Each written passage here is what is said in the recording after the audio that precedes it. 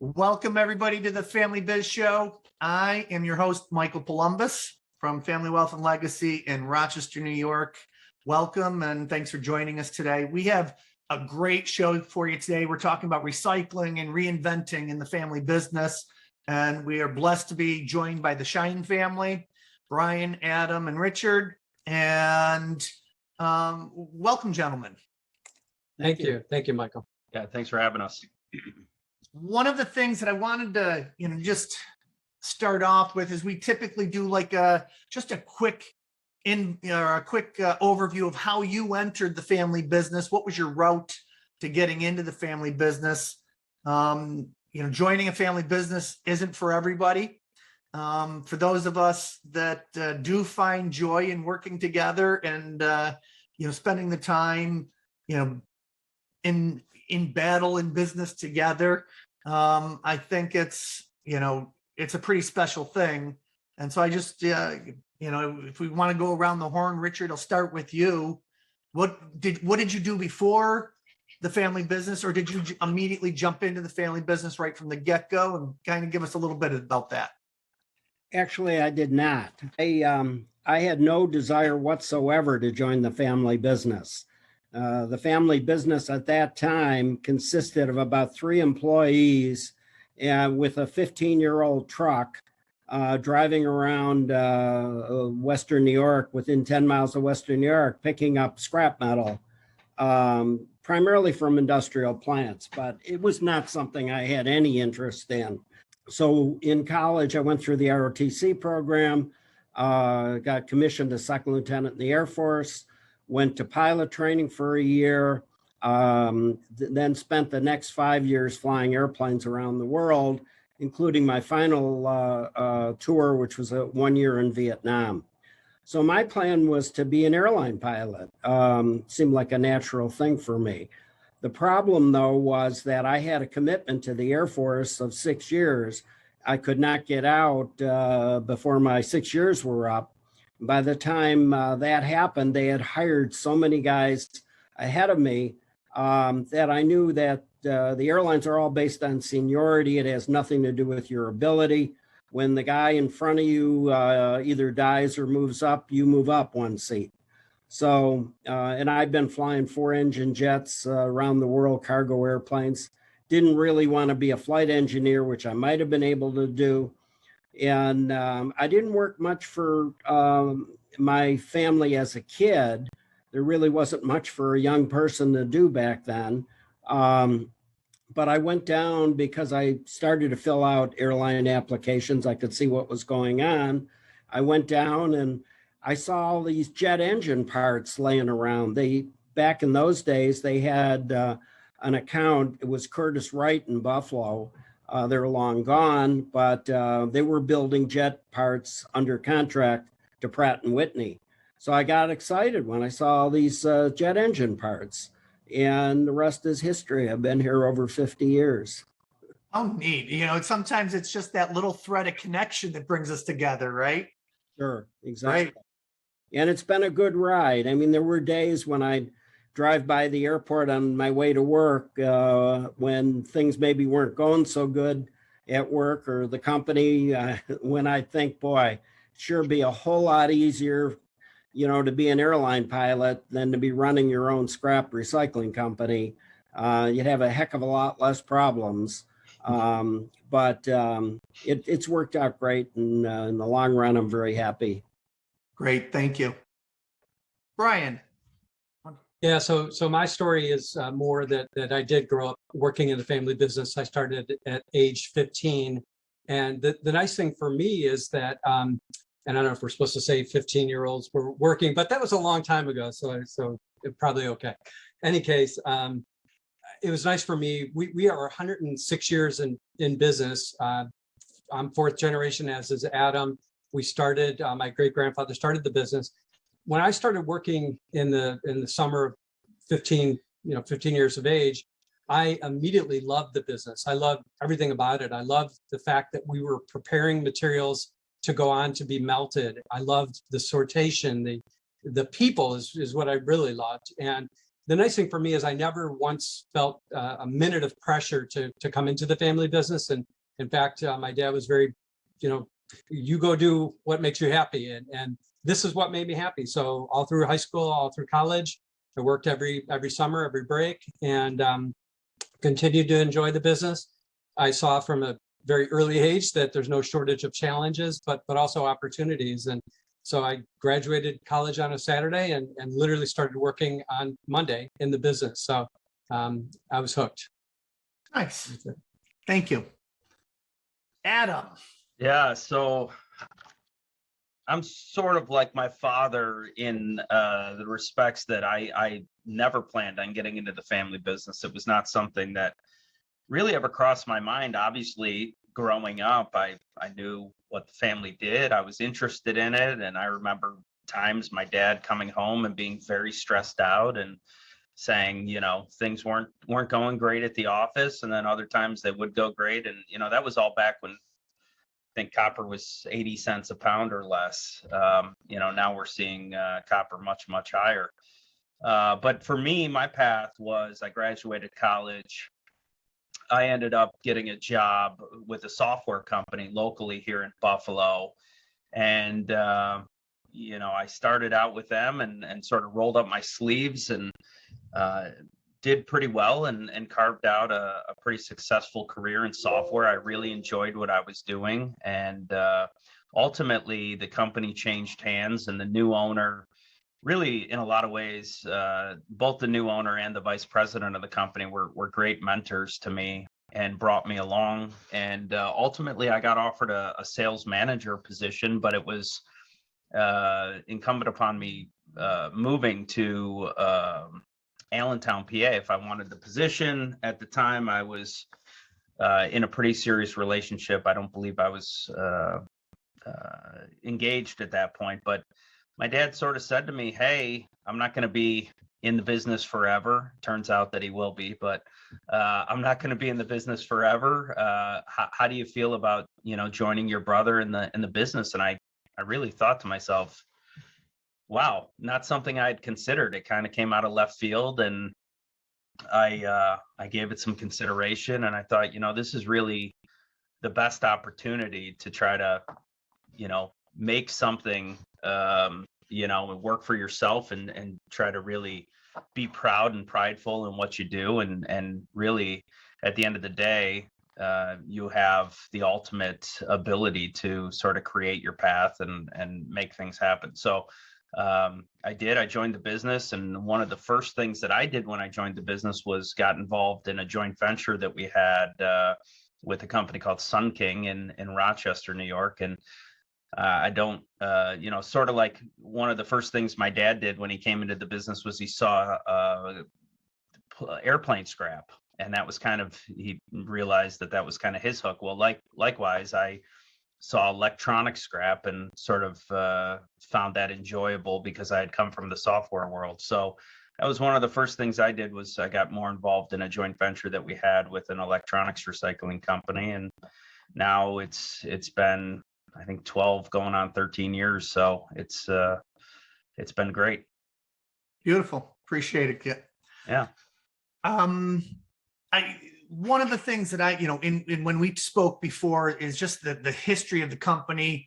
I don't want to hit every single aspect, but one of the things that just really, I think, resonates is, how did the company start? Where, how did it get its formation? What did it do prior to what you're doing today? And, what did that look like? Who wants to tackle that? Should I start? Yeah. And then if you guys want to add anything, feel free to jump in. It actually started with my grandfather, my son's great-grandfather, who emigrated from Russia or Poland. They weren't really sure where the borders were back in those days. And he came to the United States with very little education, no real money, and couldn't speak the language. So there wasn't a lot of jobs available to him. He was part of the Jewish community, and it was very common for people in his situation to get into what we called peddling in those days. He was a peddler. He had a push cart, and he went around the neighborhood collecting rags, waste paper, and a little bit of metal in this push cart, which he would take to a more established immigrant, basically, that had been there longer and had established an actual company. He worked like a dog. Eventually, he made enough money to be able to buy a horse and wagon, and he was able to carry a lot more material. So he started to make some more money. Eventually, he was able to afford to buy a shop. That's what they called them back then. And the shop was successful. And they eventually got a bigger place. And they became one of the largest wholesalers in the country for rags and waste paper, not so much in metals. And very successful business, successful company. They sent my dad to the University of Buffalo Law School. He was the first one in our family to graduate from college. But unfortunately for him, he graduated from law school in 1932, right in the heart of the Depression. So he couldn't really make a living practicing law. So he went into his family's business, his father and his brother. And like I said, they built up a very successful wholesale rag recycling and paper recycling company. The problem was that as World War II came around, they developed all these synthetic fibers that were not recyclable, like nylon, Dacron, rayon, that type of thing. So that business started to decline, and they saw the handwriting on the wall. My father wanted to get more involved in metals. My uncle did not. So they ended up splitting. And my dad ended up bringing a fellow named Joseph Baker into the business because I had expressed no interest in coming in. And this gentleman, Joseph Baker, was somewhere between my age and my father's age. And he would be the transition if I ever did decide to come into the company. So they concentrated on the metals. And, that was in the mid 1950s. And here we are. Awesome. So you guys had a huge, giant pivot before pivots were talked about, right? Today, everybody talks about how they pivoted in the last 18, 24 months. Now you were pivoting well before your time. That's great. Now I appreciate that. One of the things that I think that's important out of that is making sure, it sounds like you said, you called it, they watched the writing on the wall. They saw the writing on the wall. And, when we're talking to family businesses, we have so many examples, Eastman Kodak, for example, and there's other examples, whether they be in Buffalo or Syracuse, where people didn't pivot, the companies didn't make those changes because they stopped looking at the writing on the wall. So good on your grandfather and then grandfather and father for, making those pivots. Do Brian or Adam, do either one of you want to add something to, company history? Well, from the perspective that you're right, a part of the need to continue being an entrepreneur within an intrapreneur within your enterprise family business is dictated by writing on the wall, for sure. But part of it's also strategic and looking at different ways of operating, and really credit to all the shines before us, and hopefully Adam and I can continue this. But we've taken many steps along the way and learned many lessons from people around us, including our customers have taught us a lot. For example, in the copper business, which we've been dedicated and focused and narrow niched, developing the reputation and the expertise around, there's an element to our business in protecting and mitigating the risk. It's a tool known as hedging. And we were supplying copper to a facility that 45 years ago the purchasing agent said to my father, "You will or you won't. You will learn how to hedge the product, or you won't be our supplier." And the reason he said that is because in the old days, it was the old axiom of buy low and sell high, as an example. And the consumer of this didn't want to hear, the market's too low or I don't have it. They needed to be supplied whenever they needed the product, regardless of market. They weren't trying to outguess the market. They were trying to fill their needs. And so they needed a supplier that understood that and can similarly buy and sell in any market condition. So we've learned a lot from our customers, but we've also developed strategies to help grow the business in sometimes in non-core ways, meaning within the recycling industry.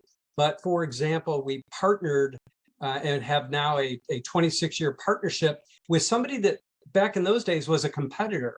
And my dad and this gentleman started talking at an industry meeting and said, there's got to be ways we could work together. And you mentioned Eastman Kodak, and that was actually the origin of it. Less than a month later, individually, our two firms, he was a Buffalo-based scrap dealer as well, our two firms were approached by Eastman Kodak to look at a project.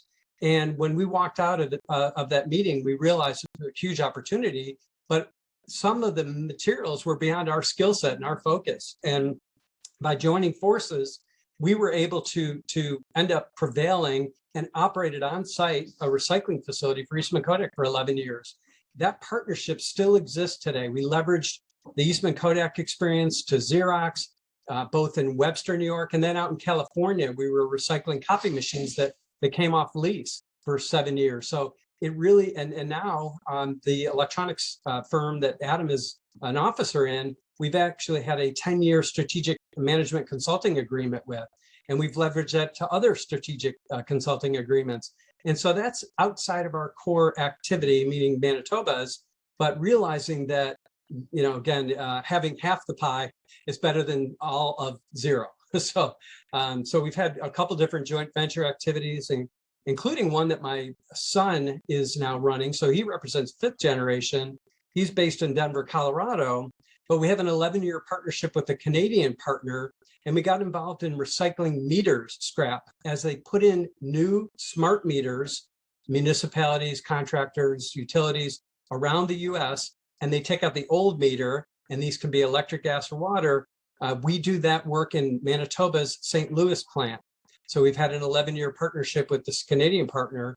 And those are examples of diversifying outside of your core business, but creating opportunity that continues to support. And it's within our focus, it's recycling, but left and right, if you will. So. Absolutely. It's interesting that you say that. One of the things that I talk about is, when people are looking for those additional income streams.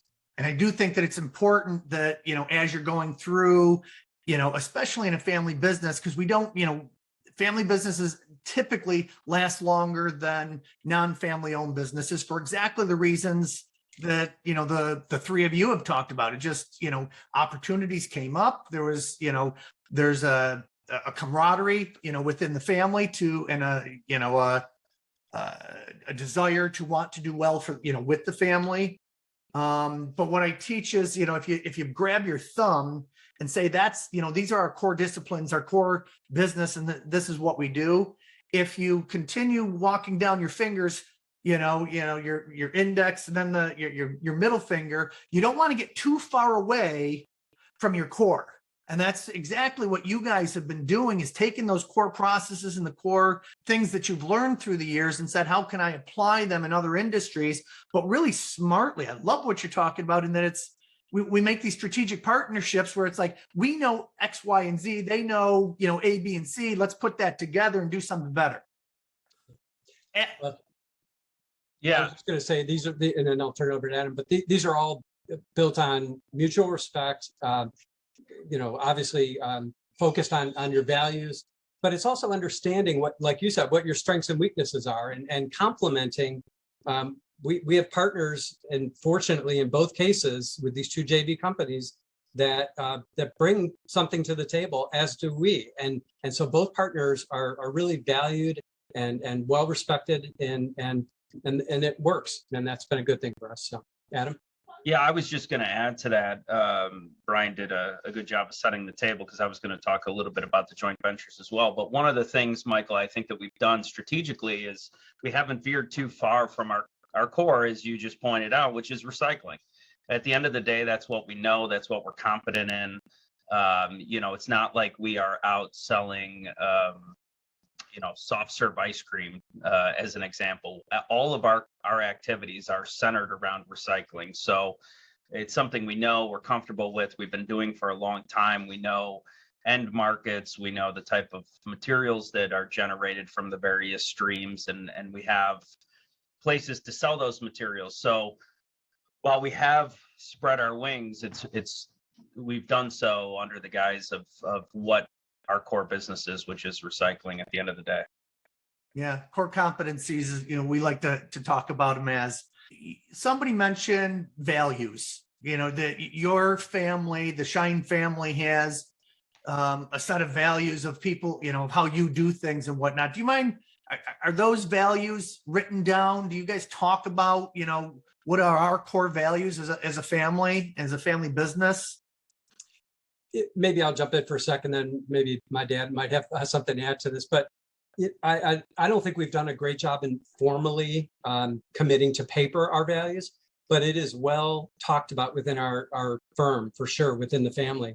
In that, in this industry, in our industry, recycling, it's a small industry, and word spreads fast. A lot of family businesses, and in some cases, people my generation are perfectly good, capable, competent people, but their father acted inappropriately.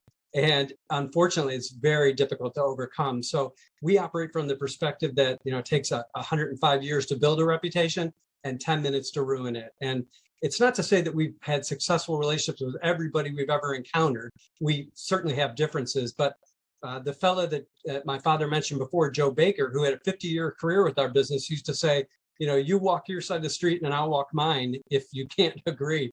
And that's fine. We just keep going. We treat people the way that we want to be treated. My father didn't really talk too much about this, but with the aviation perspective, for example, if we sent product to a customer back in the old days and they rejected it for some reason, downgraded it, he literally would jump in the plane and go visit them, because we wanted to learn. We wanted to learn, who is the supplier that came into us.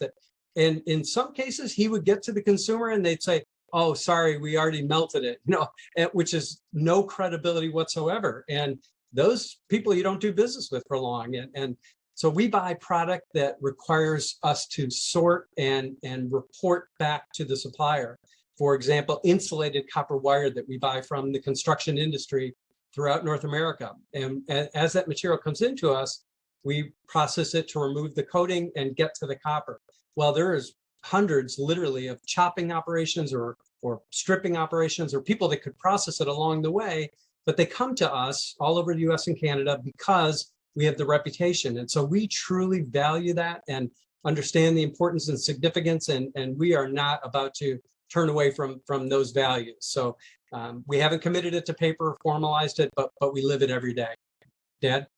Yeah, I would like to add, when I first came into the company, there was a lot of games that were played in the recycling industry. Brian sort of tiptoed around the tulips with this, but the reality is there were some bad actors, and a lot of bad actors.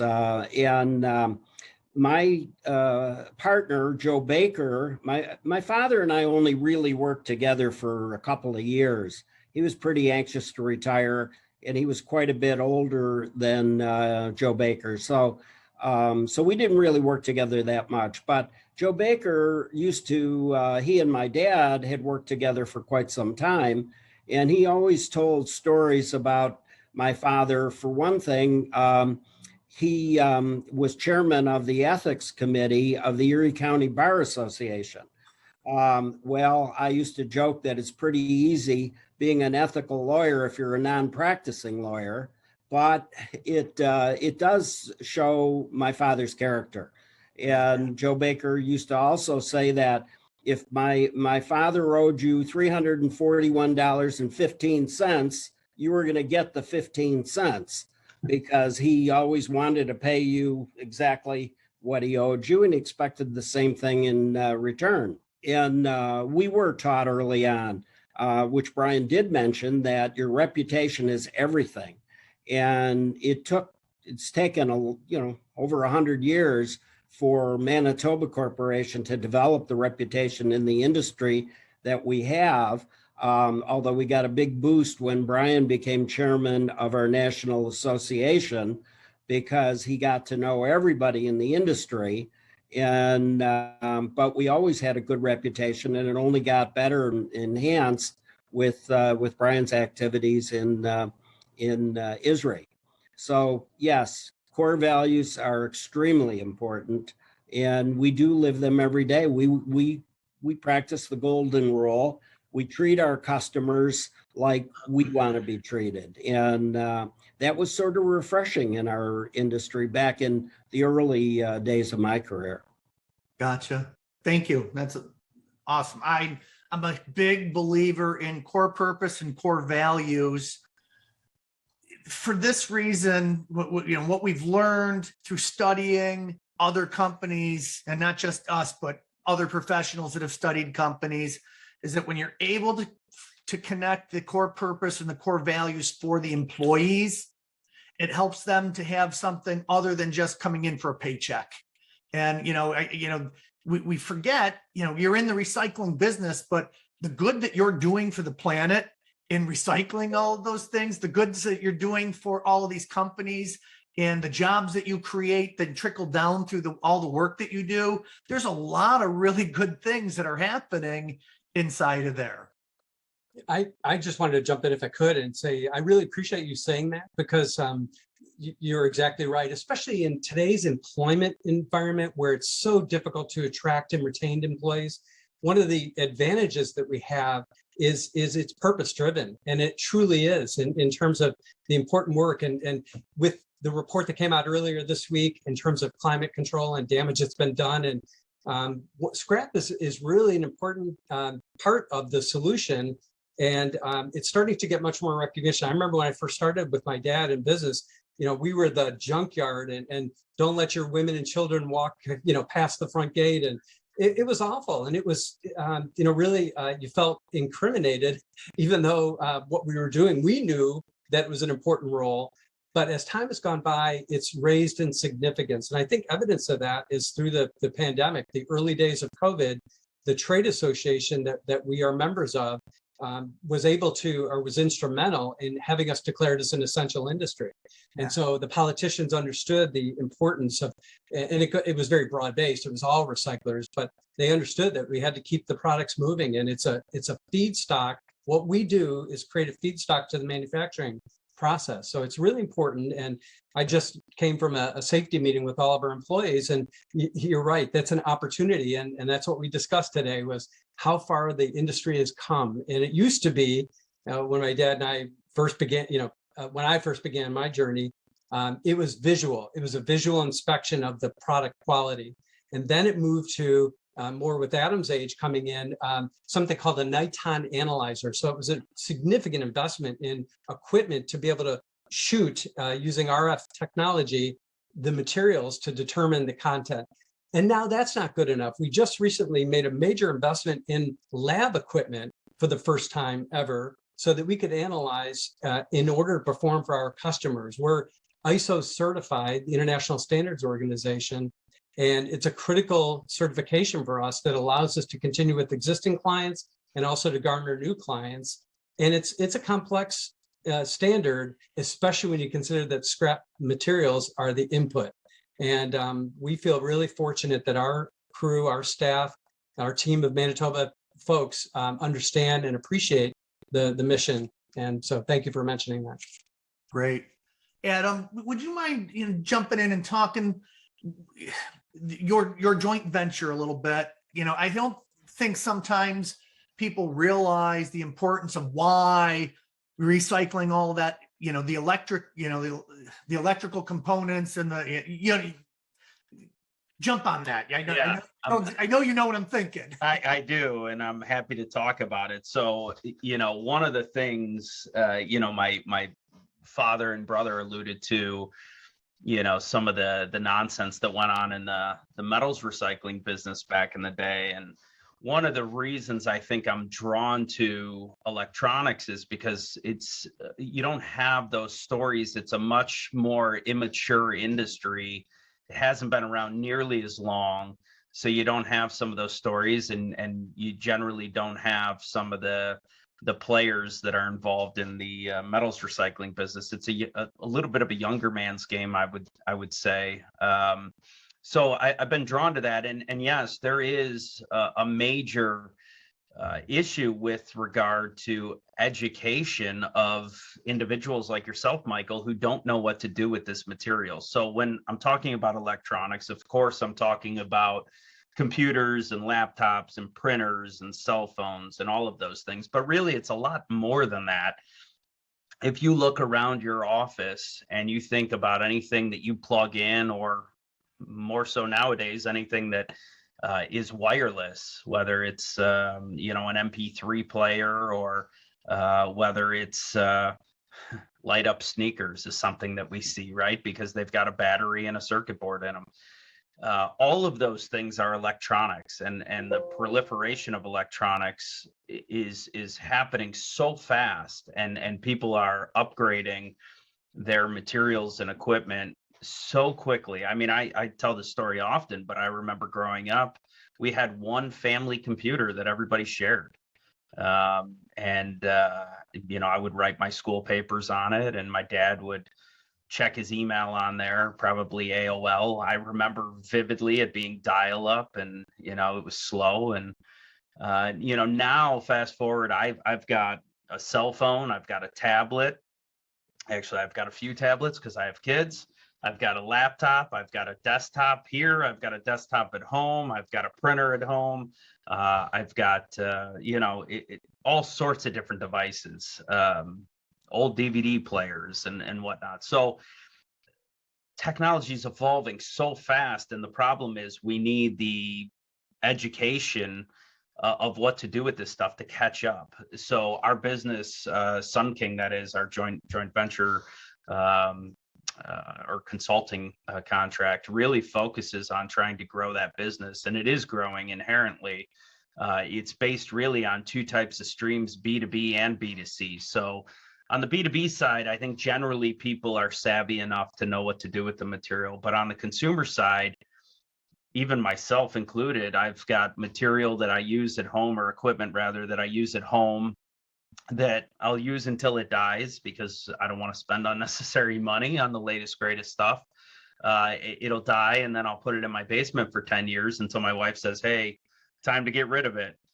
And it's a very common story that we hear from everybody. But the idea is to try to provide them access and the knowledge to know that you can't put it in the garbage. And you can't. There's dangerous materials in the circuit boards. There's, in the case of the old glass tube televisions, there's lead in there, and you don't want this stuff ending up in a landfill, because then you could have major environmental issues. So, and frankly, one of the things that Sun King focuses on, more so on the commercial side than on the consumer side, is reuse and repurposing electronics. And at the end of the day, that's absolutely the number one way to recycle equipment, is to use it for its initially intended purpose. And if you can't, as a unit, use it for its initially intended purpose, then you try to harvest the parts out of it and reuse those. If at the end of the day, none of it's reusable, then you break it down, you melt it, and make new products out of it. So it's definitely a growing business.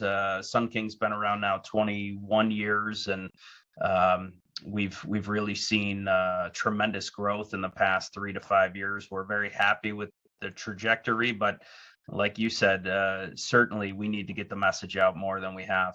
Appreciate that. Thanks. Yeah. Let's, Richard, one of the things that, I found really interesting about your story is, your love of flying, and that was always your number one passion, correct? Well, not always. It started when I went to the university. I started out in the St. Lawrence University as a freshman, and I was a liberal arts major, history and government, and I really couldn't figure out how I was going to make a living.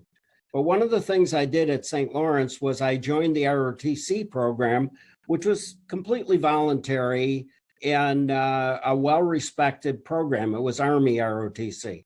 And I was probably one of the worst guys drilling. I had 2 left feet, but it was fun going out there and marching with a rifle and shooting the gun and all that kind of stuff. So when I transferred to UB to change my major to business, with thinking, well, there is a possibility I might go into business at some point, they had Air Force ROTC.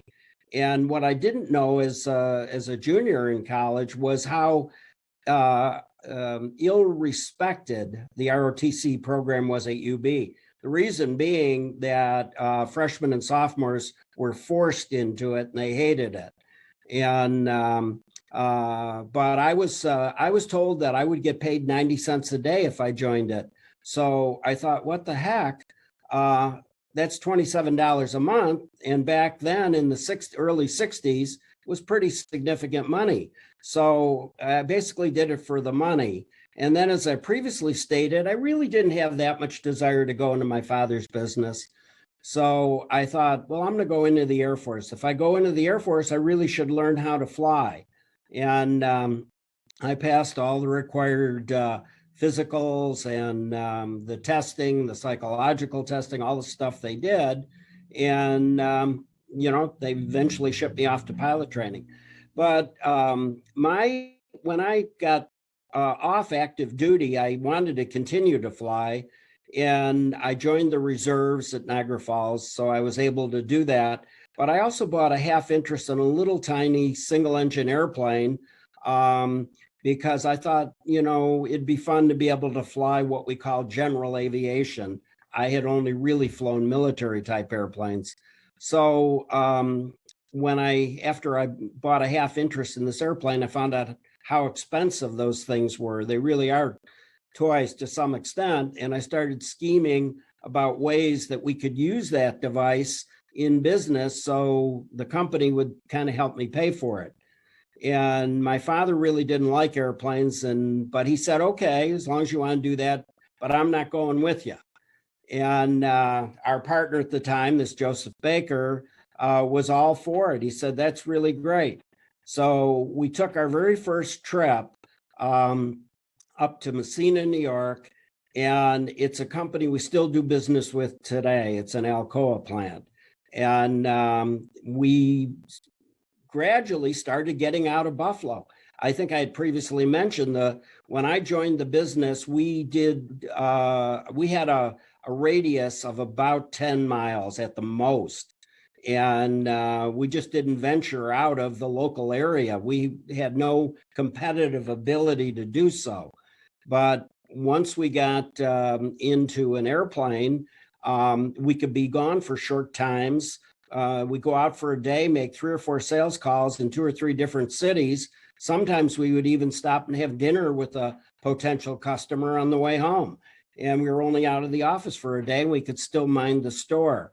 And we gradually built up the business and built up the company.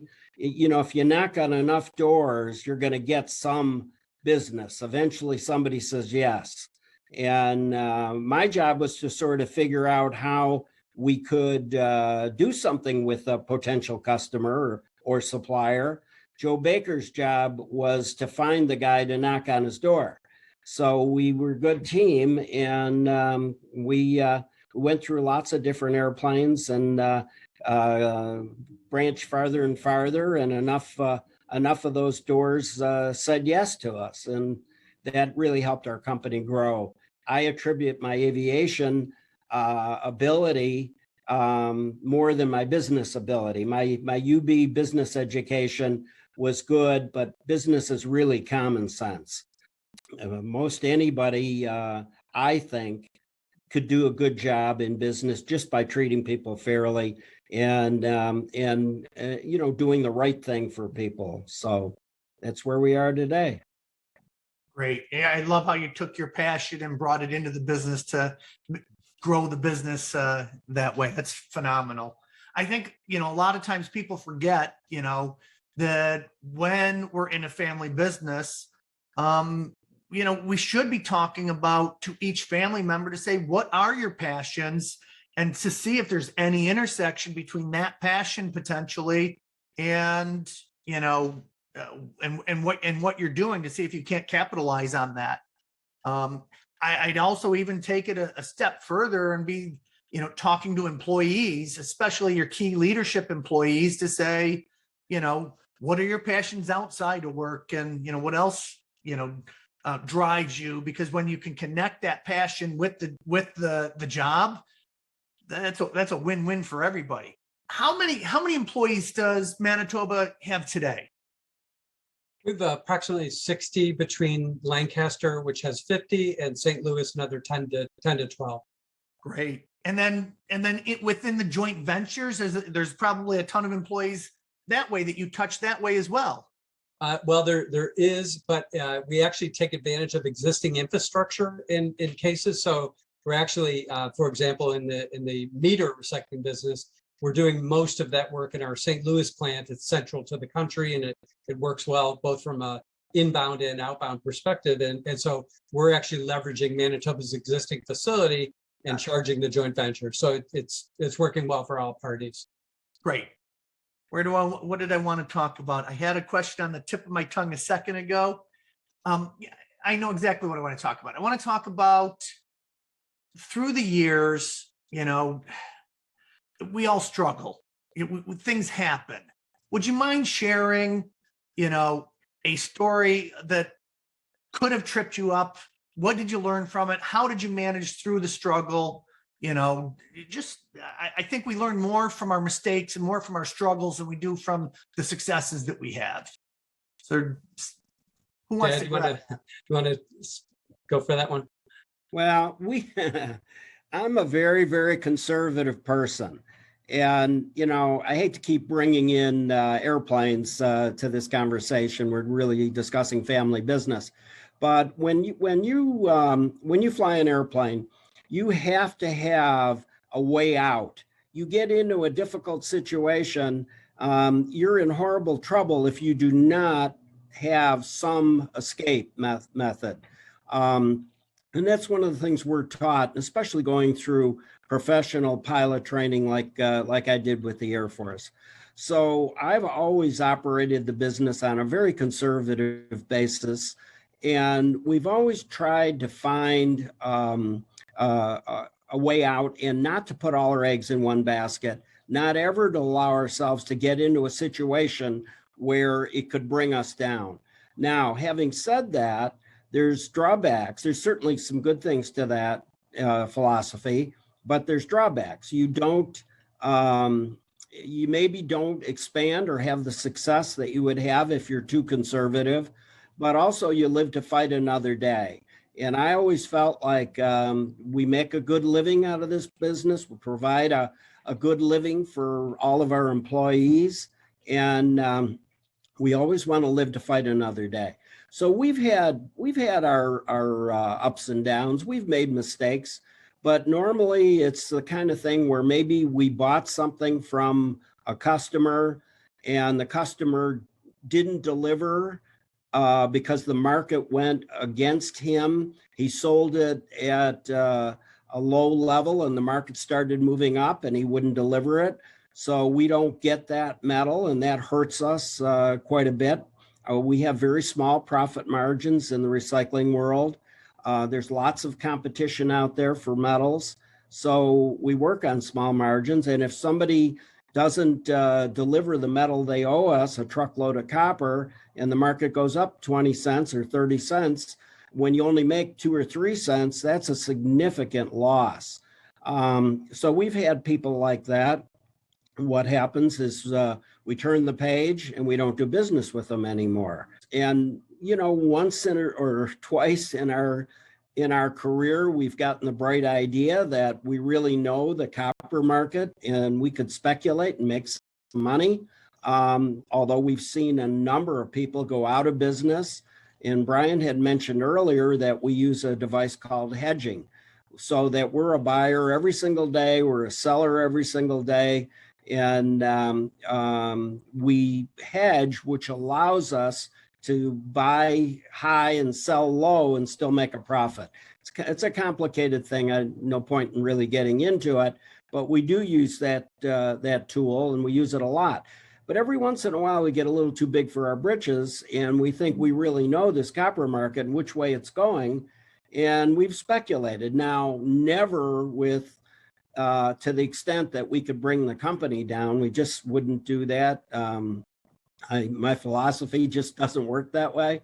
But we have, and sometimes we've gotten kicked in the butt because we don't really know. We know the market's too high or the market's too low, but what we don't know is timing. When will the rest of the world decide it's too high or it's too low? So we really don't do any of that anymore, because that's something that we've learned the hard way. But we try not to ever do anything that would bring the entire company down. And maybe just to emphasize that, or talk a little further about that. So I mentioned earlier that we learn a lot from our customers. And I remember distinctly when I first joined the company, which was 1985, shortly after I joined, we were visited by the local brass mill in Buffalo. It's now known as Arubis. It's had many names over time, but they've had a pretty similar history to ours, somewhere between 90 and 100 years in business. So we haven't beat by just a little. Anyway, we have a really close working relationship with them. And again, there's a lot of trust and a lot of business back and forth with that particular firm.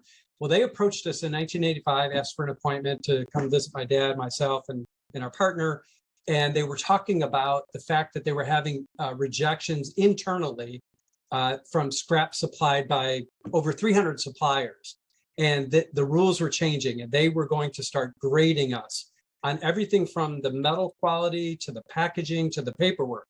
And, we were in the scrap metal business, and we thought, what is this about? These are scrap metal. How are we ever going to do this? We almost literally laughed as they left our office, not to them, of course, but after they left. And then within 10 minutes, we kind of looked at each other and said, this actually could be one heck of an opportunity, because if we can figure out how to make perfection, we can be the conduit. We can collect from other recyclers and make the right package and be one of their valued suppliers. And you know what? It worked beautifully. And we still have a relationship with the purchasing agent who was in charge at that time, and still to this day, he has letters in his file from other scrap dealers saying, forget you. We've got other places we can ship to. We don't need this. And we're scrap dealers and, blah, blah, blah. And the ones that realized that this was an opportunity are still supplying them today. And we're proud to say that 20 out of the last 21 years or something, we won their Top Quality Supplier of the Year award. And so we really value that relationship, and it helped us because we learned that we had to move the company forward. And we became ISO certified. It was one of the precursors to becoming ISO certified. So mistakes made, sometimes it's small or short term. But one thing I love about this company and about our family and about everybody here at Manitoba is that when there is a mistake made, we encourage getting feedback from our customer, our supplier, because that's how we learn and get better. And I really love that about our company, because it does create opportunity. My dad mentions, it's a small margin, extremely transparent industry in that we don't handle retail, but if people come up to a scrap dealer with 10 pounds of copper, they pull out their iPhone and they say, oh, I see copper's up today. There are no bargains, there's no fat margin anywhere along the chain. And so you have to do things well and do things right. And again, it's an opportunity to hear from your customers and suppliers and learn and grow and do the right thing, which makes us all better for it. So. Wonderful, wonderful opportunity for people to hear that. It's within the obstacles, within the, the issues or the problems that come up, is the opportunity to grow and do something better than everybody else. It's how do we turn that issue into a core process of us, which gives us a competitive advantage. Nicely done. Adam, through the years, I got to believe,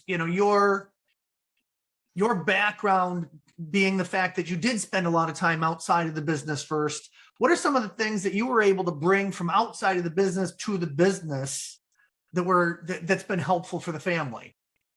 Yeah, so it's a astute point and a good question. Because I like technology, I think that's the biggest thing that I probably brought from outside. I had great knowledge. I had moderately good knowledge of electronics and computers and the way they work. And I will say, because our business is so old, or our industry in general is so old, that oftentimes we are reluctant or hesitant to adopt new program software, et cetera. And one of the things I like is having more of a paperless environment and bringing technology in where and when it can help you. And Brian alluded to, the Niton analyzers before. I remember when I started in the business, which was in 2008, we still had some guys at that time that they were spark testing metal, and they could tell what it was based on the spark. I remember we had one guy that would drop it on the floor and could tell by the sound that it made. I mean, it's incredible. And I miss those guys because they were so good at what they did, and there was no replacement for it until technology came along, and now you can shoot it and essentially tell what it is. Although I would say it's not always exactly 100% accurate. And as Brian mentioned, we just made an even larger purchase on a device that is going to give us even more information and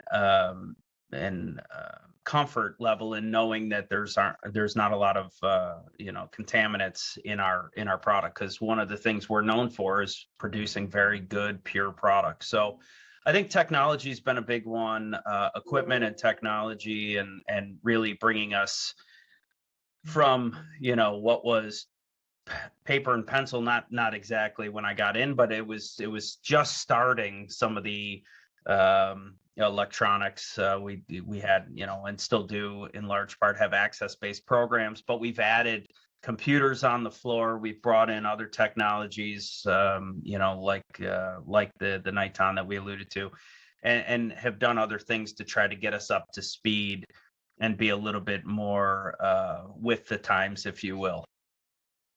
Great. Thank you. Yeah. As a family, there's three of you.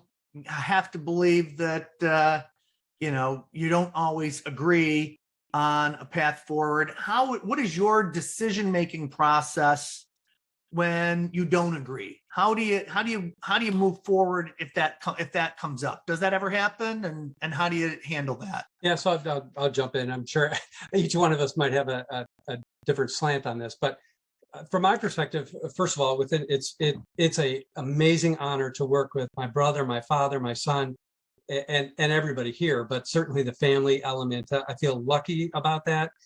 These are people that I know are committed, hardworking, passionate, and I have the utmost respect, which is a beautiful place to start. So you have built-in trust, and you see it, you watch it, you live it every day. So I feel really fortunate with that. There are times where, I literally would walk in my dad's office and I would say, I'm here as your son, or I'm here as your partner, or to distinguish, because sometimes the lines do get muddy and blurred. And so I think for me, that was kind of an important way to set the table as to the nature of the conversation. And that was learned over time. That wasn't inherent, from day one. That was kind of learned over time, and something I either picked up or it worked for me to set the table differently, because although they're indistinguishable in some ways, they're important to be separated in others. So fortunately, over the many years that I've worked with my dad and now with Adam, we really haven't had too many disputes. I mean, it's healthy for an organization to look at things in a different way.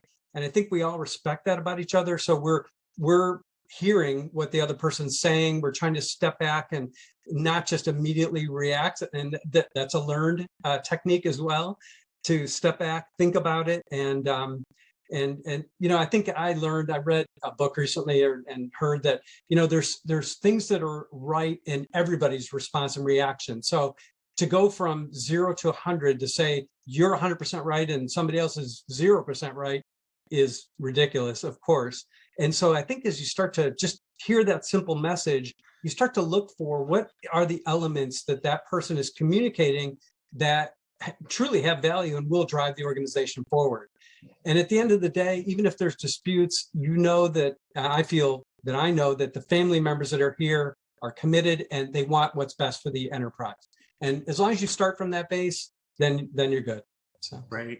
I would add to that a little bit. So, for me, I think one thing that I've learned, or I'm still learning, is to pick your battles, right? Not everything always is so important that you have to really fight for it. I mean, at the end of the day, as Brian alluded to, I know that he and my father always have the best interest of the company in mind. And so, while I might not agree with something, it's certainly not to the detriment of the business. And it can be a learning experience even for me to better understand why they feel the way they feel.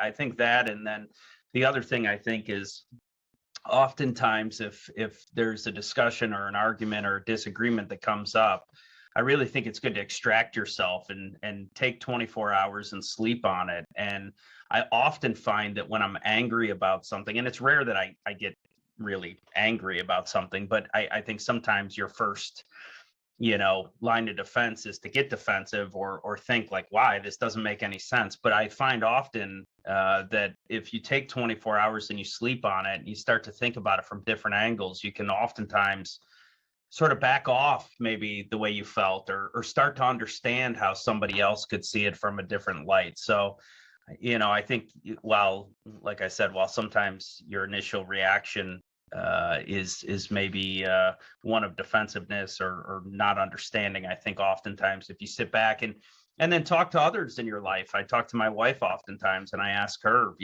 I'll bring in what's happening in the family business in a confidential way, of course. And I'll say, what are your thoughts? Am I overreacting? Do you agree? Do you disagree? And oftentimes she's a great sounding board because I am overreacting. And she helps me to see it in a different light. So I think it's important to bounce it off other people that you care about and trust.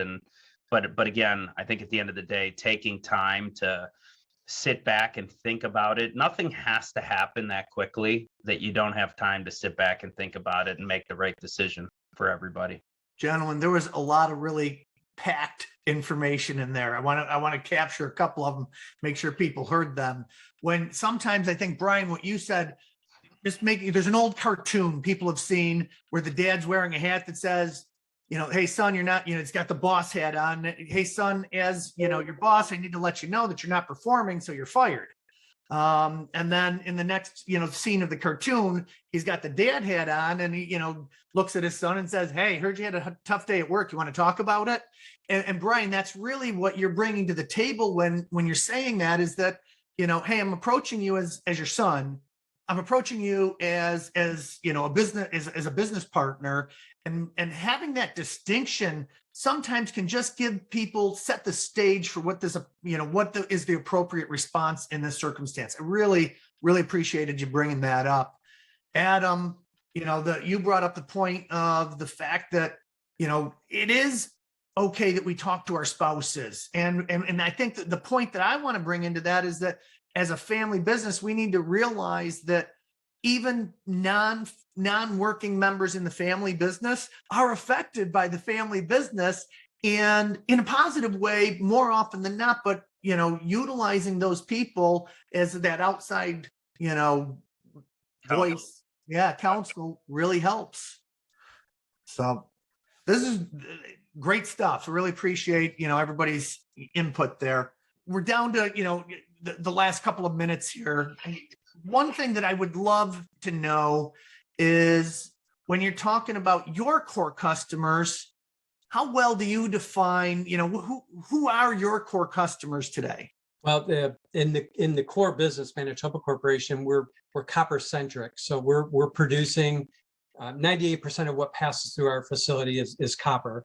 And when it leaves us, we're looking for people that are going to melt the material as an input to the next stage in manufacturing process. So our customers, because we've been in Western New York for so long, are predominantly within a 500-mile radius of our facility.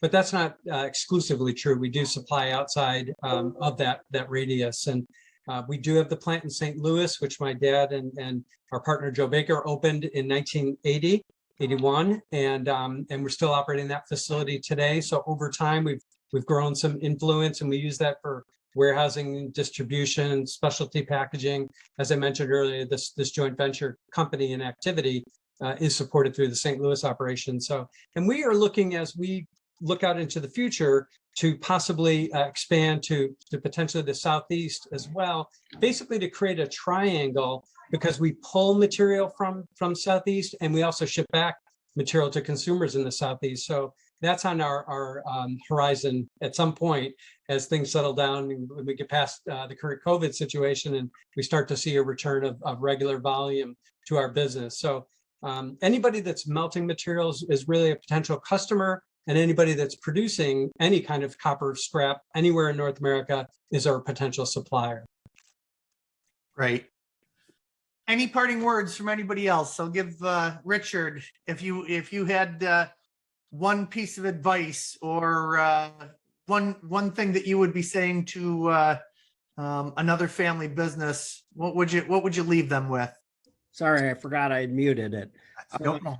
I think I've already said this, but I believe that you need to have an escape route all the time. You can't let yourself get into a situation where you have no out.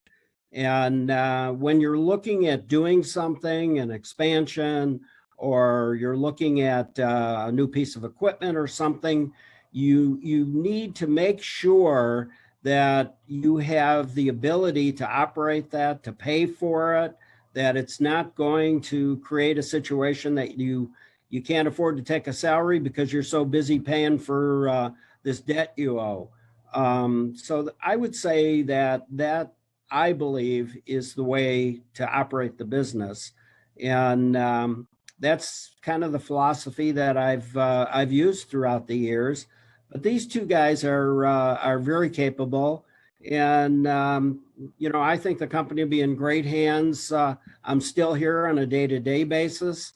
I don't really have the ownership anymore, but I like coming in, and but I do think that we've got a good, bright future. Great, Adam. Yeah, I think for me, I would say leave work at work and separate work from personal. Like Brian has really, I would say, instilled that in me. Although I find him and my father talking about work all the time at family get-togethers, but he's oftentimes said to me, let's not talk about work at family get-togethers and parties. Let's leave it at the office. And I think you do have to really separate the work and the personal relationship. Sometimes there's tough conversations to be had, and it gets awkward and uncomfortable, but you have to, again, understand that you're doing that to drive the business forward and to try to improve the company's culture and life and profitability and all those things. And while you might not always agree, you got to keep that at work and still maintain the relationship outside of the office. So I love working in a family business. As Brian said, it's great to be able to come and see my brother and father at work every day and to get into the trenches with them and try to make things happen. And I feel very fortunate that way. And there's a lot of good that comes with it, and so I'm thrilled to be here, and thanks for having us. Brian, take us out. No pressure, right? Well, Michael, thanks for hosting this. It's really, I admire the work that you've been doing, and I wish you the best of luck as you continue to bring this information to other family enterprises. And I think it's really, there are so many things to learn from others, and we're certainly glad to be here today and be a small contributor. And we look forward to everybody moving forward in a positive way and continue to build Western New York and beyond. So thank you. Great. Well, we've been talking with the owners of Manitoba Corporation today. And for anybody that wants to connect with them, manitobacorp.com is where you can find them on the web. Adam, Brian, Richard, thank you all so much. Really appreciate your time and your sharing with us today. My name is Michael Palumbos. This has been the Family Biz Show. I'm with Family Wealth and Legacy in Rochester, New York. If you like this episode, make sure that you subscribe so you don't miss future ones. Thank you, everybody, for joining us, and we look forward to talking with you on another episode of the Family Biz Show. Thank you.